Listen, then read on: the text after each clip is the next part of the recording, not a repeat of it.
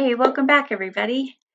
We're going to have some more conversation around priority standards and how we can align them to our instruction and use them most effectively.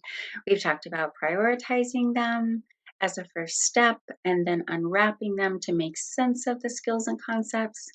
And then last week, we talked about pacing them, trying to cluster them together instructionally and then pace them throughout our school year using instructional days. And today, we're going to really dive into what about the vertical progression of the standards. Language arts, there is a vertical progression with many of the priority standards, and in mathematics, we align them by domain and vertically align them K8 or K5, depending on what standards are involved in those math categories or domains. So when we think about utilizing a vertical progression, what we're really saying is find the priority standard, what Common Core would call the anchor standard, and then look at the alignment kindergarten through 12th grade and look at the actual language of the standard. So for example, Standard 1 is an anchor standard, reading information and reading literature. And that standard is a close reading standard. And it basically says that students need to read closely to infer and pull key details from a text. And so when we look at the exact language, then we can see, well, how does it change from grade level to grade level? So third grade, that standard, the language is ask and answer questions to demonstrate understanding of a text, referring explicitly to the text. So that's the third grade standard.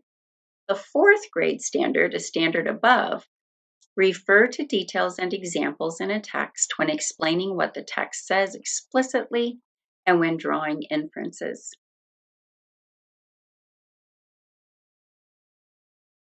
So when we start thinking about the difference between this third grade and the fourth grade standard, it's a pretty small difference.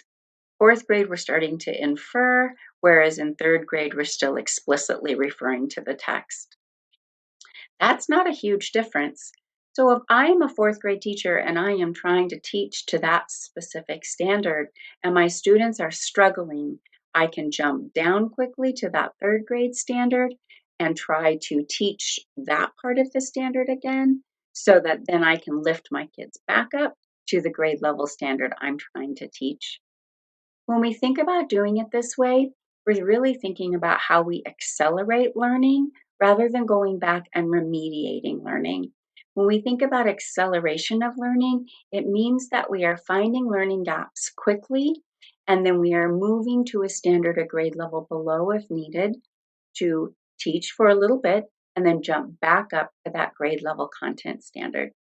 We want as many students as possible to master those grade level priority standards throughout a school year. We have a better chance of preparing them for the next school year and to be successful there. So using vertical progression really can help us scaffold and differentiate instruction to close learning gaps quickly, thus accelerating the learning for our students. Thank you all for joining me for these videos.